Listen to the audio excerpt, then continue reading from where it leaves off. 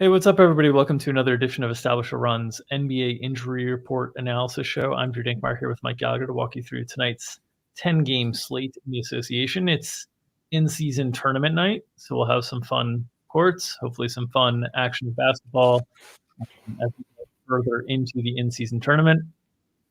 With me to talk through it, as always, Mike Gallagher. Mike, how are you? Doing good. Yeah. Apparently, someone thought you were sad yesterday on the DFS show. Someone told me I was sad on the injury show yesterday. But apparently, we had a case of the Mondays yesterday. But yeah, feeling pretty good. Yeah, excited to talk through a lot of injuries. I'm sure the NBA is not happy with these out tags that we're getting for tournament night. But yeah, so we'll try to keep under an hour for sure today. Yeah, let's start with Atlanta and Detroit. Atlanta, no Trae Young tonight due to personal reasons, birth of his child. So in the absence of Trae Young, how do you expect a Hawks rotation that has been pretty tight to start the season to adapt?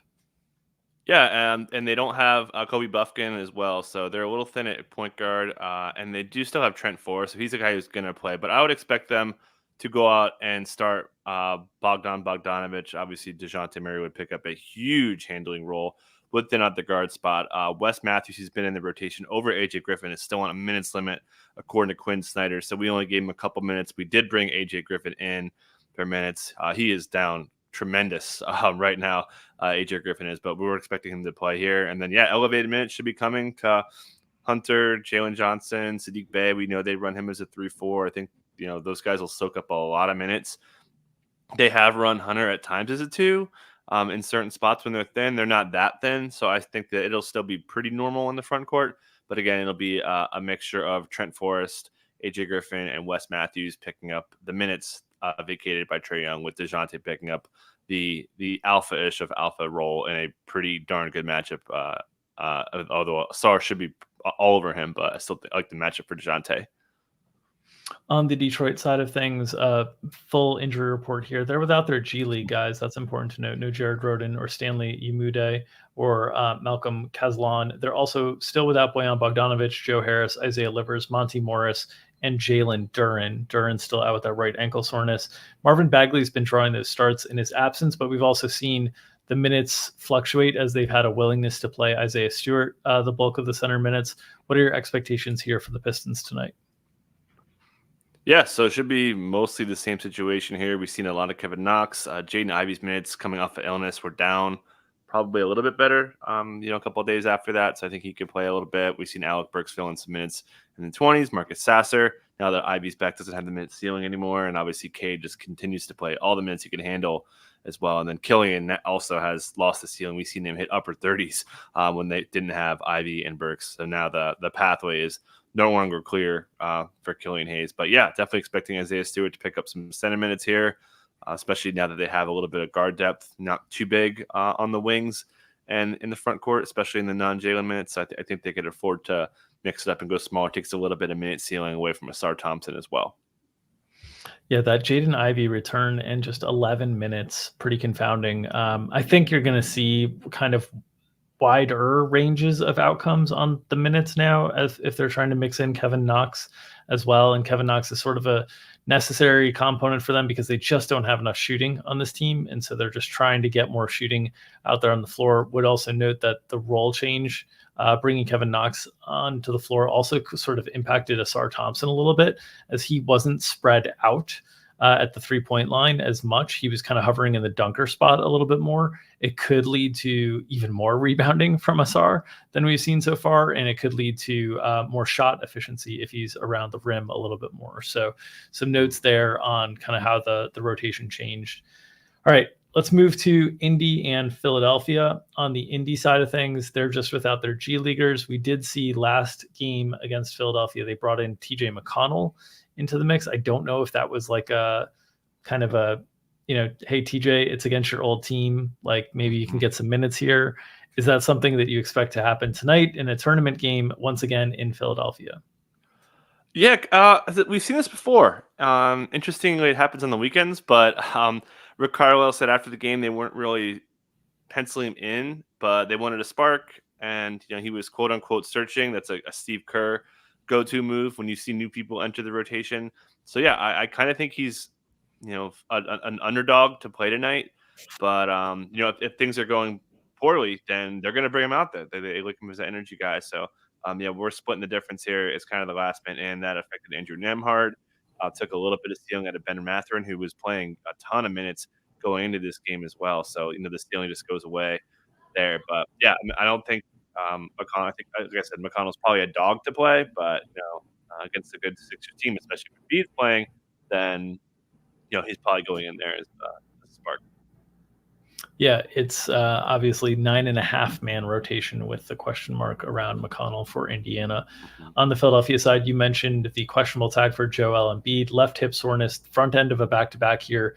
This is an interesting one to see in terms of what the priorities are for the Philadelphia 76ers, because tonight is the play-in game, the tournament game, the in-season tournament game against the Indiana Pacers, who are also 1-0 in their group. And thus, probably the biggest threat to them advancing out of the group area is this game with Indiana. On the flip side, tomorrow's game is against Boston. And Boston is an important team for them from a standings perspective in the Eastern Conference. So very interested to see how Joel is managed through these two games. It's not surprising to see hip soreness here, given the huge role that he's taking on early in the season, both offensively and defensively. In addition to his potential absence, we have Kelly Oubre out after the fractured rib suffered from the freak car accident. It sounds like we're going to be without Oubre for some time. Nicholas Batum also listed out due to personal reasons. So a little bit thinner on the front court as a whole here. Why don't we talk through first kind of the Batum and Oubre, them being out situation, then we can go to Joel if Joel is unable to play. What are your thoughts here for Philadelphia tonight, Mike? Yeah, so Nick Nurse was asked about Oubre pretty much for his whole presser on, I think, Saturday. And yeah, he said that next man up was Batum, who's out today. And then he said after that, it's Robert Covington's next man up after that. So expecting him to start. And then he mentioned Furkan Korkmaz after that. And so it's kind of the pecking order. And then we'll maybe sprinkle in a little bit of KJ Martin. We saw a pretty good amount of Daniel House. That was a bit surprising over the weekend. So I think those guys are kind of next in, but expecting Rocco to start, play a pretty good bit against an up-tempo team. We got him at 27 minutes, I think, maybe even 28. So expecting a pretty big role for Rocco, despite how he hasn't really got it yet. But yeah, I think it makes sense. So we've got him strong. And then I kind of mentioned the rest, Korkmaz and all those dudes should fill in some minutes, probably some more minutes stealing here as well. And I guess switching to Embiid, yeah, minor, just definitely back-to-back related. I think that, as you mentioned, they probably want him to play in this tournament game. And then as much as it is against Boston, maybe they sit him out there. But yeah, we talk about this a lot with the Nuggets and their probable tags going into back-to-backs. Kind of feels very similar to me. So expecting him to play, but hey, it's never know. Embiid misses all the time, so could definitely see him sitting, which would propel Paul Reed into the starting lineup. Probably bring in Mo Bamba to cover the 48 that way.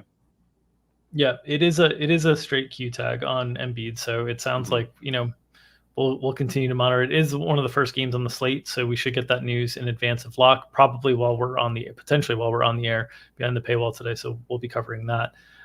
Let's move to Miami and Charlotte. On the Miami side of the equation, they're still without Caleb Martin, Tyler Hero, no Jamal Cain today. The G Leaguers are unavailable. They do have Drew Smith available and Kevin Love listed available. Josh Richardson listed probable here. Kyle Lowry not listed on the injury report after the late rest situation in the back-to-back last game against San Antonio. What are your expectations for the Heat tonight? Yeah, so they had a back-to-back over the weekend, Saturday, Sunday, B2B. Jimmy rested one, Kyle Lowry rested the other. That really gave a lot of minutes to Drew Smith and Jaime Jaquez Jr., But yeah, Duncan Robinson's going to start. That'll push Jay Rich back to the bench. We've talked about this for years now. When Tyler Hero goes down, that just gives Duncan Robinson new life from a minute stealing perspective because he doesn't like to play them together, Spoelstra. So yeah, expecting a starting lineup of Lowry, Duncan, Jimmy, Haywood Highsmith, and Bam. Bam's been playing freaking awesome lately. And then, you're taking out the spacing from Duncan in the second unit, missing it. So what did they do? They basically moved Love in there as more of a second unit center. We saw his minutes got kind of cut out entirely the day they started Haywood Highsmith. So Love's kind of back to life as Bam's backup. Maybe run some overlap here. We'll see. Probably not, now that they have Jimmy and Lowry for this one. And then, Drew Smith's minutes should go way, way down now that they've got two handlers back in the mix. Jay Rich minutes should come down a little bit. But Highsmith generally unaffected. Duncan loses a bit of minute ceiling, but I think he's got a pretty secure role here with minutes in the low 30s. Should get a pretty good amount of shot volume here as well against a team that's pretty shorthanded. So, I think we kind of got a good feel for where this Miami Heat rotation is pretty quick with Tyler Hero kind of going down and missing such a huge piece, one of the league leaders in minutes. You mentioned the shorthanded Charlotte Hornets. We are still one game away from Miles Bridges fully serving his suspension, the 10-game suspension. So he is still not available. They're without James Bouknight. They're without Cody Martin. They were without Frank Ntilikina and Terry Rozier. And then questionable tags have popped up for Gordon Hayward and Brandon Miller. Brandon Miller sprained his ankle in the first quarter of Sunday's loss to the Knicks. Very frustratingly for us because we had over 11.5 points for Brandon Miller. Poor timing. Could have used a foul call there on that sprained ankle. Maybe could have gotten a free throw before he limped off. The questionable tags for Hayward and Miller are notable here. Miller, we sort of expected it to be more of a questionable tag. It started as a probable tag and then got downgraded to questionable. Hayward is still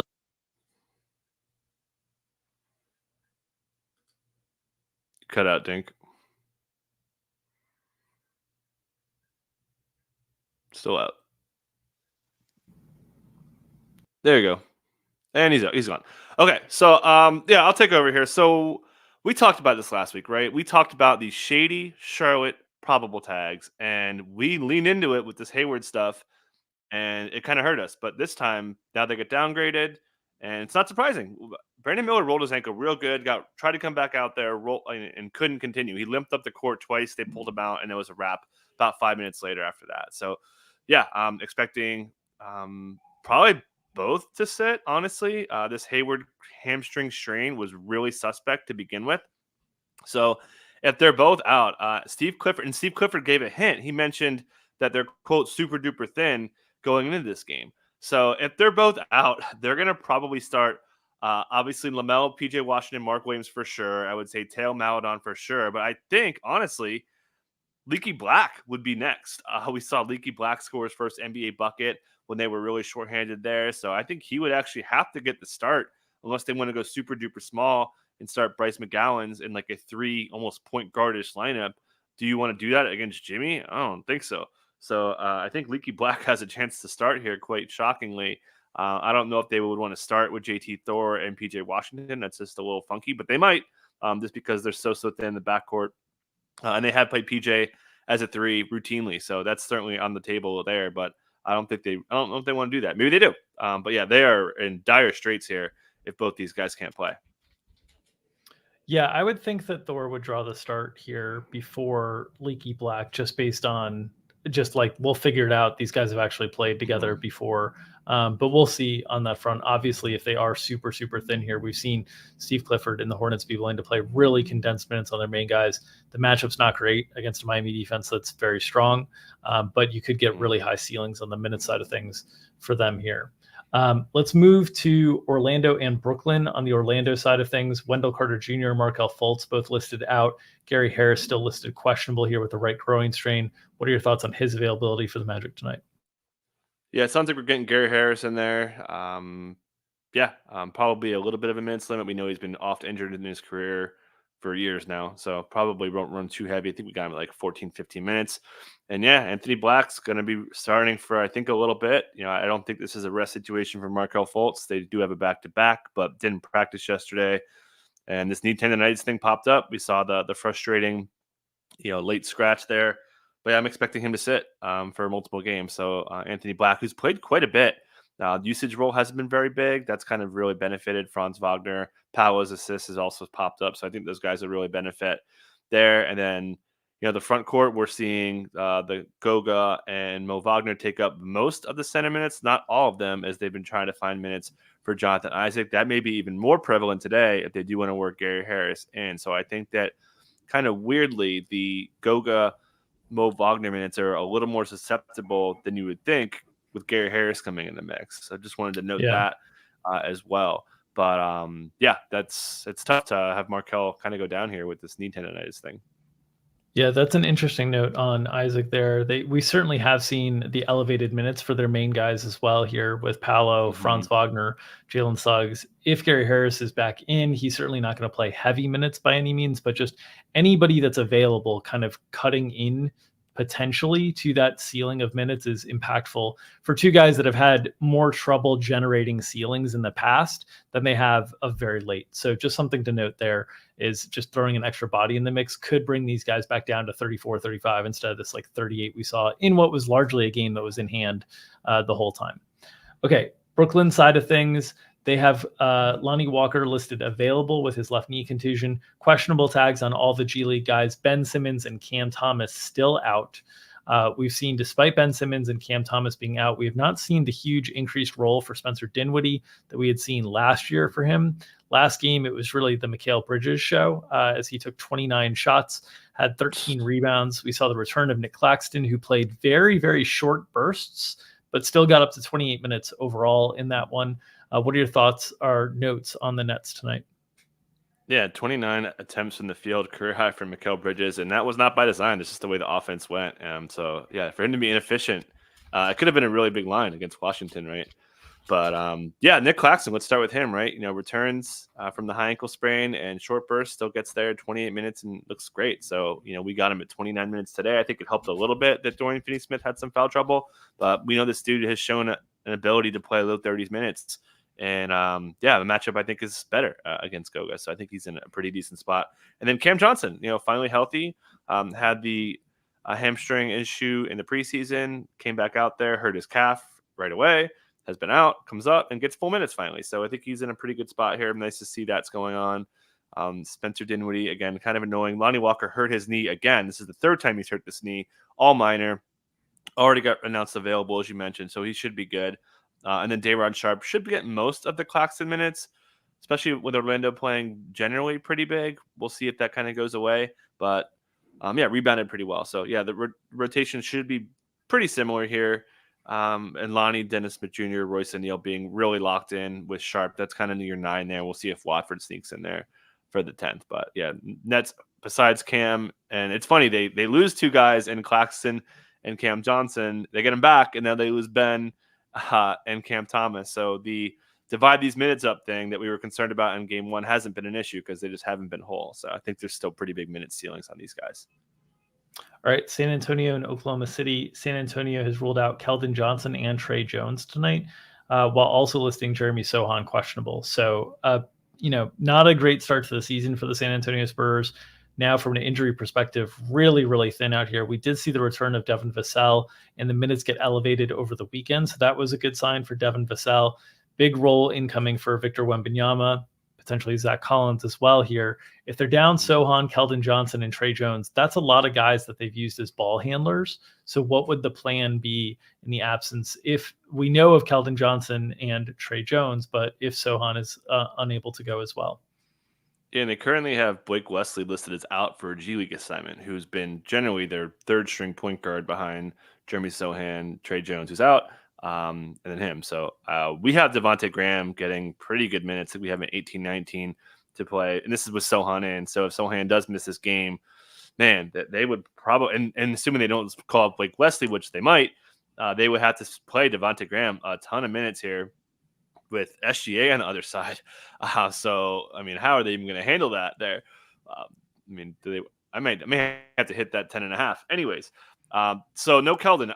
Malachi Branham got up to a rocky start and then kind of got going in the second half. And Pop actually talked him up despite how they lost to Miami. So I think Branham will get the start. We've seen Branham fill in for Vassell quite frequently, but I think he's big enough and Vassell's big enough as well, where they could start. If Sohan's in, it'd be him, Malachi Branham, Vassell shifting to the 3, Victor Wembanyama, and then Zach Collins. We would see pretty decent increased roles to Doug McDermott, Jetty Osman, mentioned Devontae Graham would be in there. I think Charles Bassey would have a little bit more of a minute ceiling because they'd have to play Wemby as more of a 4 than a 5 to give him most of the Zach Collins minutes because you're just running out of wings. So I think he would kind of be a low-key beneficiary, especially if there's garbage time, if you want to play that, which we'll talk about later. Should also mention Sandro Mamakevich-Vili also got downgraded for illness, so he might be missing. So this Spurs team is really getting thin in the spot. So there could be some garbage time because, again, these guys who are in the back end of the rotation, they just don't have the depth. They may have to play them. We also should mention we gave Jalen Champagnie some minutes too. So they're still like not dead on the depth, but if they do miss Jeremy Sohan, they're really missing it in the ball handling department. So let's say they're without Sohan, Sandro, and Blake Wesley. How many players would they have listed available? They'd have Zach Collins, they'd have Wembanyama, Vassell, McDermott, Osman, Bassie, Branham, Champagnie, Graham. That's 9. They'd still have 9 available total, right? Like, am I missing anybody else? Well, I'm seeing 1 second. The Austin Spurs are at home now, so they're nearby. This game's in OKC, not a far trip. So I think that there's a decent chance they can get Blake Wesley up in time. That would give them another player. So yeah, I think they'd ruled out. They'd be 9 with Sohan and Sandro ruled out. So it's still not like a super type thing. Oh, Barlow I'd missed. So 10. Yeah, Dominic Barlow, yeah. So they'd have 10. They'd have at least 10 guys. So I don't think it's a situation where they're going to be like so thin that we're absolutely having to play guys because they know they have to be out there regardless. They like if you have 10, you can play a pretty full rotation. Yeah. Okay. Let's move to the Oklahoma City Thunder side. Not much to talk about here. Ousmane Dieng and Keontae Johnson on G League assignment, so they're out. No other notes on the Thunder. Do you have any before we move forward? Yeah, Kenrich Williams is back. He's good to go. Right. He said he's 110% ready to go. So as a result of that, they did send Ousmane Dieng down. So basically, you're going to put Kenrich Williams in his minutes, expecting him to play and play pretty well. Pretty good rebounding wing. That's been an issue. Mark Dagnall really stressed the lack of rebounding they've had, which we kind of knew going in, given the way they play. And they love to go small. They've loved to go small. Even before, ever since Mark Dagnall has taken over, he's loved to go small. So, but there's repercussions, and that's rebounding. So, yeah, expecting Kenrich Williams to play. We'll see if this affects Aaron Wiggins. I don't know if it's going to – I don't think it'll affect, Cason Wallace and those guys. But, yeah, expecting Kenrich to get in there to cut Wiggins, maybe a little bit of upside off Joe, and then, maybe a little bit of upside, too, off Jay Will. Because they've started Kenrich as a center before, so that could take a little bit of ceiling off Jay Will. Yep.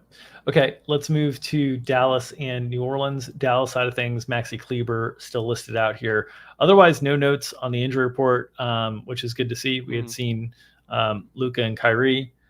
You hemming and hawing at my no notes. So what are your thoughts on the Mavericks? No, let's move on, man. Let's do this. Yeah. New Orleans side of things, their injury report is always full, unfortunately. Still no Jose Alvarado, CJ McCollum, Trey Murphy, or now Larry Nance, who's out with a right rib fracture. Herb Jones is still questionable with this right fibula contusion that we thought a week ago we thought he was likely to play. It's been 3 games since that he's been questionable and ruled out. Therefore, after we saw in his absence, Dyson Daniels have a nice role. In his absence and CJ McCollum's absence. What are your thoughts here on the Pelicans? Do we see the return of Herb Jones tonight? Yeah, I can't believe Herb's still out from a freaking like a shin contusion, basically. So I think he's back, but I've been saying that for 3-4 times now. So, but yeah, they are getting Najee Marshall back a big deal. They really, really need the forward depth. So I think that his minutes could come up. We'll see if Dyson has. We'll see if Jordan Hawkins has the same minute ceiling because if Herb's back. And Najee's back, 2 guys who were pretty trusted rotation pieces. Obviously, Herb was, but Najee was too. Najee's had some big ceiling minutes games when they needed him. So I think Jordan Hawkins was almost playing more out of necessity. So I think he could take a bit of a hit. Zion, we talked about him on the pod yesterday. Just the rim finishing's been bad. He can't score out of post-ups. We'll see if he can kind of get going. Brandon Ingram's been fine. And then, Valanciunas. No Nance, right? Larry Nance cut out his minutes significantly. So I think, Valanciunas' minutes are a little bit safer. But again, having Najee Marshall back, you could play smaller in different ways now. So I think that, the minute ceiling is way, way better for Valanciunas, but there's still some risk that he can't get there in a matchup. Especially in this matchup. So I still think Valanciunas is probably someone we're going to be talking a lot about later today. Yeah, especially in this matchup against Luka and the pick and roll, where they will just put him in a ton of pick and rolls and see if his verticality can do anything with Lively, or give Luka kind of free reins on the mid range. Still a tough matchup. So the absence of Vance is a good thing for Jonas Valanciunas, but they seem comfortable with what Jeremiah Robinson Earl has given them early on too, and I could see this being a matchup that might favor his kind of verticality compared to Valanciunas. So something to monitor there. Portland and Utah. On the Portland side, still no Malcolm Brogdon, Scoot Henderson, Anthony Simons, and they've lost Robert Williams for the year. So without their three primary guards that we all expected, we've seen Skylar Mays come to life in a big way. A double-double last game and a close loss to the Lakers. Will he maintain his big role tonight, even despite Yahoo season-long fantasy giving him an NA tag yesterday that scared many people, including my father, into texting me if we need to drop Skylar Mays? Yeah, he won't be NA. He'll be out there getting pretty heavy minutes here. Yeah, I don't think there's much to say. He's been, that little float game he has been on display. Really, only guy competing for minutes for him for ball handling is really Jamari Bouye. So yeah, I think he's got a really high minute ceiling. They are going to run some non-point guard stuff because Shane Sharp's been so good on the ball. But yeah, so I think we kind of know the guard rotation. The front court was a little bit different. So our first earmuffs edition, Dink, because we're going to talk G League. Duop Reith goes for 37 in the Portland Remix G League game, and they bring him up, and he plays 14 minutes, plays really well, shoots 8 3-pointers. Chauncey Billups said he's a pick and pop big. They're going to continue to use him that way. So the first earmuffs of the year goes to Duop Reith, who's locked down minutes. So yeah, I think they'll have the same kind of rotation here. May, Sharp, Matisse on a short leash as Tamari Kamara's behind him. Jeremy Grant, Ayton, 28 after. And then Tumani Kamara, Jabari, Reith, and Jamari Bouye. So I think that'll be the rotation again. And against Utah defense, it's terrible. So I think this could be kind of the low-key, nerd, my kind of game. Two crappy teams with bad defenses. I'm here for it. Chat asking why Skylar Mays did not start the second half last game. If you have any notes on that, I know he still ended up getting up to 33 minutes, so yeah, I didn't see any notes on it. Okay. I think he just got dinged up. Yeah. Okay. Yeah, not listed on the injury report, so wouldn't be concerned there. Utah side of things, famous last words. We'll see with the NBA. Utah side of things, probable tag for John Collins tonight, listed with a left ankle sprain, still without Walker Kessler. And then without the G League guys. So probable tag for John Collins, not super concerning, but what are your thoughts or notes here on the Jazz? No, it should be good to go. My guy Keontae George has taken over. Some commentary from Will Hardy saying they would look at like staggering him into second unit some, which was interesting because he's already kind of taken over and earned this first unit role. So it could be even more minutes, hitting 30, I think 31 in his two starts, first start on his birthday. But yeah, don't think there's any reason why they wouldn't change the starting lineup with Ochai Agbaji picking up the start. John Collins, probable tag, no real word. I didn't see what happened here, but should be good. Again, Jazz are usually pretty genuine with their probable tags. So yeah, should be mostly a run-it-back situation for these guys. Also of note there, the minute ceiling in this previous in-season tournament game for Utah, which they did get a win in Memphis, but we saw some 36s and 38s there. I don't know if that's due to simply the in-season tournament or due to simply the absence of Walker Kessler and whatnot, but it was encouraging to see a little bit more of a minute ceiling there. All right, Clippers and Nuggets. On the Clippers side, still without Mason Plumlee due to that left MCL sprain. No Kobe Brown or Brandon Boston Jr. as well. Otherwise healthy here. The question mark for the Clippers is, will we start to see any lineup adjustments as they continue to struggle? A home loss to the Grizzlies, one of the more embarrassing losses of the season. Yeah, it's a bit bad.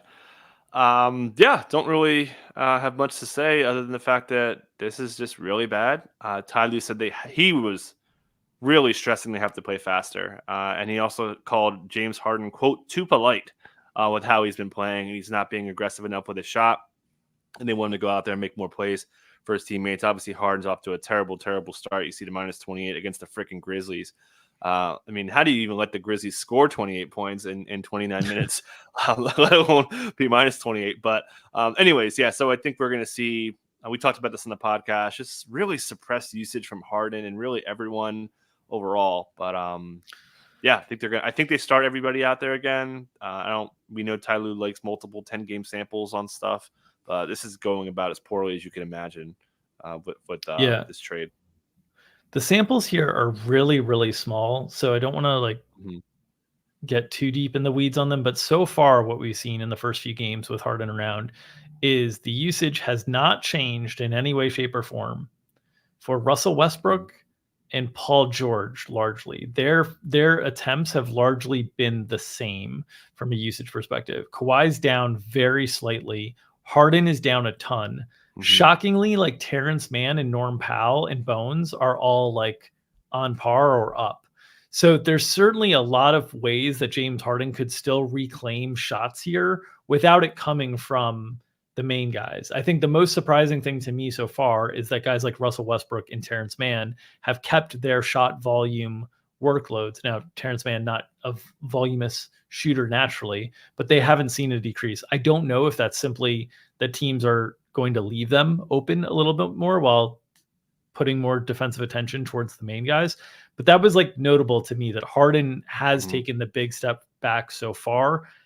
That coupled with the coaching comments on him being too light, I am a little bit, I wonder if we're going to see a more aggressive James Harden looking for his own shot.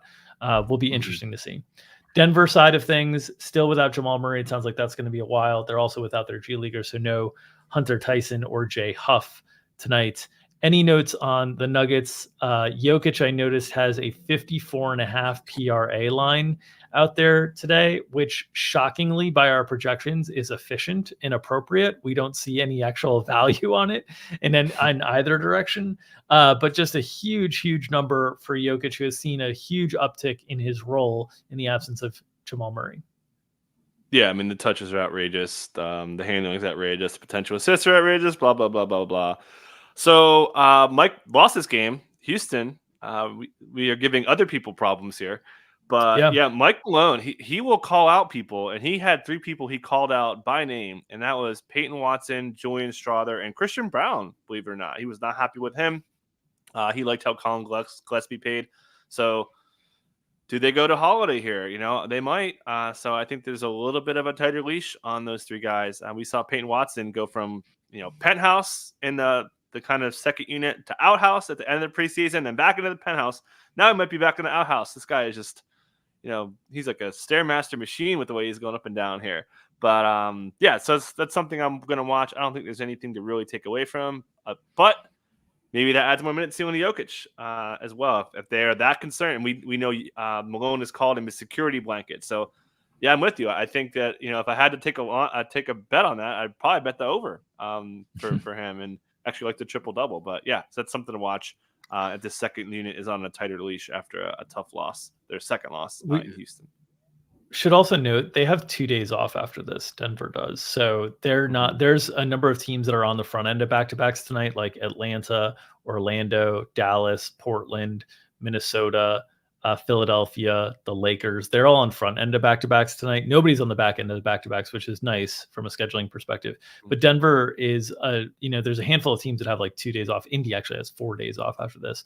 But point being, these condensed minutes that you saw against Houston, I think you could see them again in this situation. I kind of feel like coming off of a loss, Mike Malone is looking to talk about this team and winning championships and whatnot. I kind of think the in-season tournament might mean something to Michael Malone, which is who controls the minutes. I don't know if it means as much to Jokic and Gordon and MPJ and those guys, but I could see the concentrated minutes once again here for the Nuggets. All right, Minnesota and Golden State. On the Minnesota side of things, nothing really to touch on here.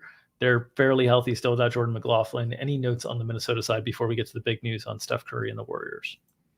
No, they're just playing freaking awesome. Best defense in the NBA. Cat looked really good over the weekend for a change. I would say it's his best game, both from an activity standpoint and shot making standpoint. So that was nice to see Cat getting going. And yeah, Ant just closed him out. Ant's playing real. I mean, the starting lineup is just kind of cooking, and yeah, the back end got praise everywhere from Finch. Nickeil Alexander-Walker, we know like slow-mo, Naz Reid's been awesome. So yeah, this rotation is completely solid from top to bottom. Yep. All right. Warriors side, no Steph Curry tonight, right knee soreness. Yep. This is a big concern for a Warriors team that is not only facing the best defense in the league in the Minnesota Timberwolves, but have outwardly noted how difficult they are having of a time scoring the basketball with anyone outside of Steph Curry. So now they don't have Steph Curry. So how are they going to score the basketball tonight? What do the rotations look like tonight for the Warriors? They are not going to score the basketball tonight. Nobody else can score in this team, man. So, yeah, this should be a Chris Paul moving into the starting lineup spot. We talked a lot about this. That I don't think Chris Paul starts for anybody except for Steph Curry. So I think Paul starts. There was a comment from Curtis saying that they will bring Corey Joseph in the mix. That they were missing someone. So I think Corey Joseph, we'd be giving him minutes. We know they've been running a little bit of Moses Moody. Pods, they've run pods. We saw pods start at guard a lot in the preseason when Steph or CP3 were missing. I would be giving him minutes. So this obviously happened when we were on, so I haven't got a chance to look at the minutes yet. So, but yeah, so Kojo, Chris Paul, Pods, Moses Moody, those guys are all going to fill in minutes. Can Wiggins do something? I mean, Wiggins, we know he can create his own shot. At least he used to be able to. So that's going to be a big question to watch. We know they like a lot of offense through Dario Saric there. I don't think. I mean, Chris Paul has to start, right? You don't think they would do the old? No, I think Chris Paul is starting. The question for me is just like, if you watch how they've been playing, Chris Paul is looking to facilitate every opportunity he can. Draymond Green is looking to facilitate most opportunities he can. Although to Dre's credit, he's taken more threes this year, kind of aggressively and in rhythm and whatnot. If they are in the same offensive starting lineup together, are we just funneling every shot towards Klay Thompson in terms of running action, and then anything that doesn't work for Klay Thompson, we end up with like a last second ISO for Andrew Wiggins? Is this what the offense is going to look like? Because we have not seen Draymond Green or Chris Paul attack with the intention to get their own shot. I'm interested to see if Chris Paul does that tonight. We've seen like Dre take in rhythm threes and different things like that, but certainly not off the dribble. So like, how are they going to try to generate offense is the thing that I'm most interested in seeing. And then if that spills over into a second unit, that like they're going to have to stagger Dre and Chris Paul a little bit to be able to get some shot creation for other guys in the second unit. They can run some of that stuff through Saric, but like Jonathan Kuminga is a guy who can create his own shot. That's about it. So they don't have a lot of guys on their roster that can create their own shots. So I'm really, really interested to see what kind of offense they're trying to unlock here. We could see some really inefficient looks for both Wiggins and Klay, even though they soak up the volume. Yeah. Kind of want to bet Minnesota. Famous last words, though. All right, Memphis and the Lakers. The last game that we're going to cover tonight. Memphis's injury report is once again full. No Steven Adams, no Brandon Clark, no Juju Jackson, no Jake LaRavia, no John Morant, no Derrick Rose. Questionable tag on Xavier Tillman. Left knee injury recovery is what the tag is listed as. It seems like Bismack Biyombo has played so well that he's past Xavier Tillman, even if we see Xavier Tillman around. He's getting more minutes than Jordan Jackson Jr. It's been kind of a crazy renaissance for Bismack Biyombo. I don't know how long this will last, but he will likely draw the Anthony Davis assignment tonight. What are your thoughts on Xavier Tillman's availability and how it would potentially impact minutes for the Grizzlies? Yeah, he's been out. We don't get details from Memphis, so he's been out. He was late scratched last Sunday, and has been out since. Very ruled out in advance. So big step forward here. I think he's got a good chance to play. We're expecting Biz to start. I mean, the guy got glowing reviews.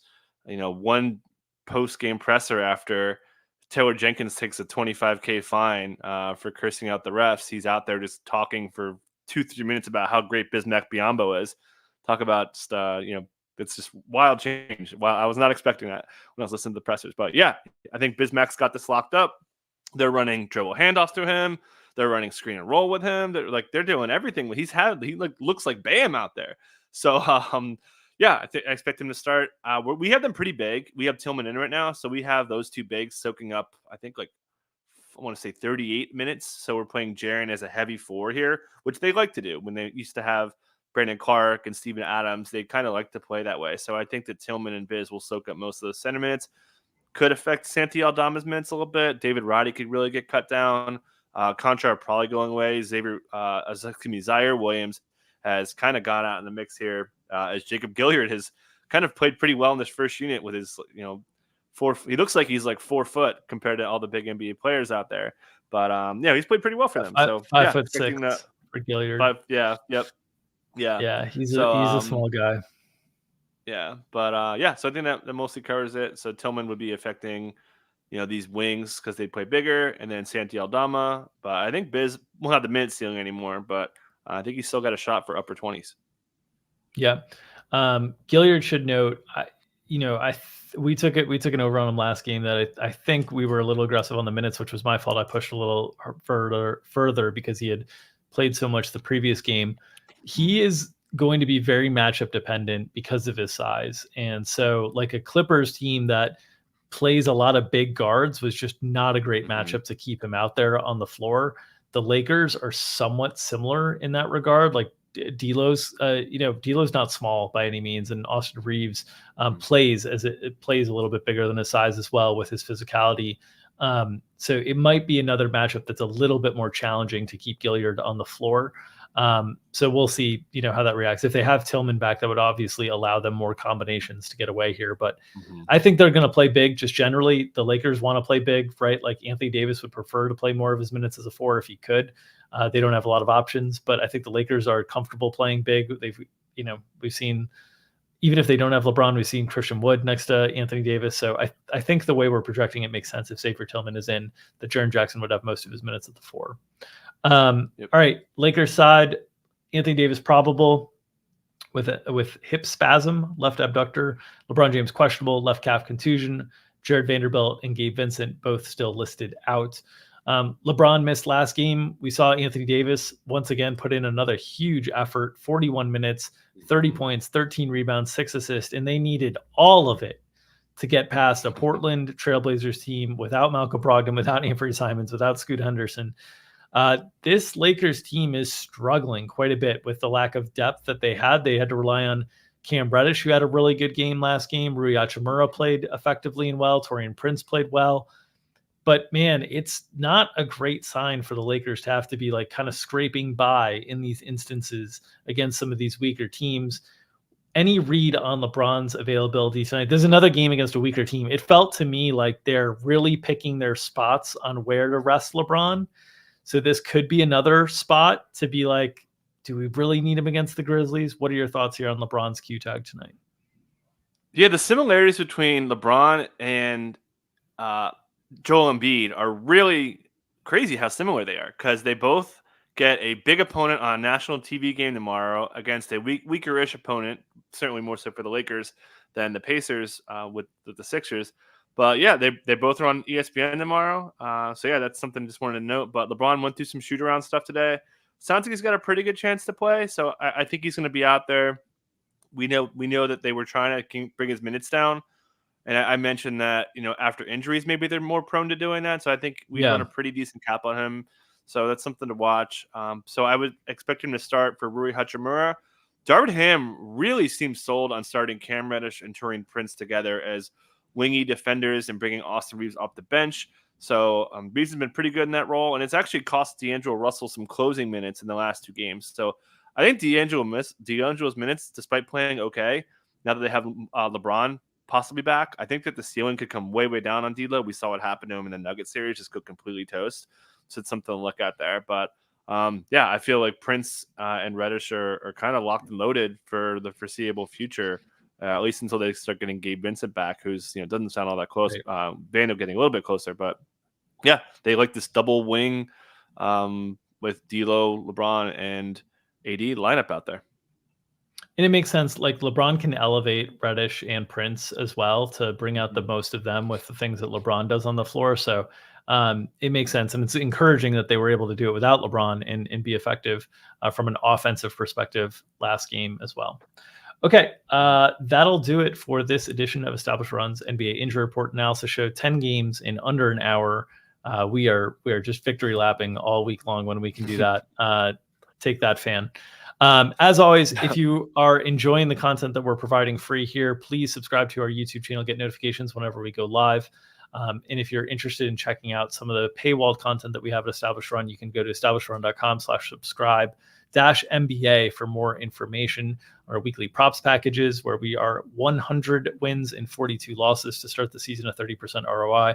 Running above expectations, certainly, but really proud of the work that we're putting in there. As always, if you are interested in the props product, please read the FAQ before subscribing. It is extremely challenging to get these lines, but we have plenty of subscribers. We offer a business, and we can make the business work because we have plenty of subscribers who can get the lines and get value out of the product that we're delivering. So make sure to read that FAQ to make sure that the product is a fit for you. If it's not, 1 week subscriptions are cancelable whenever on the auto renew. On the DFS side of things, myself and Mike Gallagher will be behind the paywall tonight at 5:00 Eastern time, walking you through this DFS slate, talking about the good chalk, the bad chalk, the leverage plays, the contrarian pivots, so on and so forth. We probably won't get to strategy questions tonight with the 10-game slate. We'll save that for the smaller slates. But Mike and I will be there talking through the 10 games behind the paywall at 5:00. As always, if you like the content, please make sure to let us know that you like the content by pressing down, holding firmly, caressing gently, smashing that like button. However you like to do it, make sure it gets pressed. It helps feed the algorithm, which helps feed our families and allows us to continue feeding you the NBA injury information analysis you need to make your spread bets, prop bets, DFS lineups, so on and so forth. So smash that like button, feed that algo. Nom, nom, nom, nom, nom, nom. We'll see you tomorrow.